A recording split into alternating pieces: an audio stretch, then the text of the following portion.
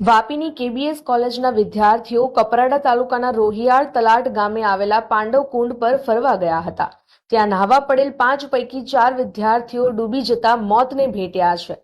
ઘટનાને લઈને પરિવારજનોમાં શોક ફેલાયો છે. દમણના ડાભેલ વિસ્તાર 4 યુવાનોના મોતથી કોલેજનો પ્રોગ્રામ પણ રદ કરી દેવામાં આવ્યો છે. વાપીની કેબીએસ કોલેજથી રિક્ષા કરીને ફરવા માટે આવેલા રિક્ષા ચાલક અને 4 વિદ્યાર્થી પાંડવ કુંડમાં નહાવા ઉતર્યા હતા, જેમાં એક યુવક ડૂબવા લાગ્યો હતો, જેને બચાવવા જતા અન્ય પણ ડૂબવા લાગ્યા હતા. ત્યારે બૂમાબૂમ થતા આસપાસના લોકો દોડી આવ્યા બાદ તમામને બહાર કાઢવામાં આવ્યા હતા.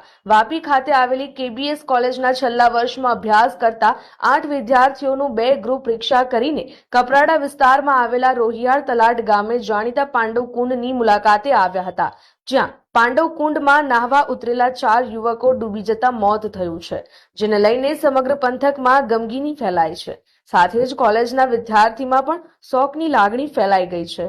તો બીજી તરફ કોલેજમાં મ્યુઝિકલ મોર્નિંગ અને એન્યુઅલ ડેનો કાર્યક્રમ પણ મોકૂફ કરાયો છે. ઘટનાને પગલે મામલતદાર પણ ઘટના સ્થળે પહોંચ્યા હતા. વિદ્યાર્થીઓના તાત્કાલિક પીએમ થાય અને પરિવારને બોડી મળે તેવા પ્રયાસો હાથ ધરાયા હતા. સમગ્ર ઘટના બનતા હોસ્પિટલ અને પરિવાર તેમજ સગા સંબંધીઓ ભેગા થયા હતા.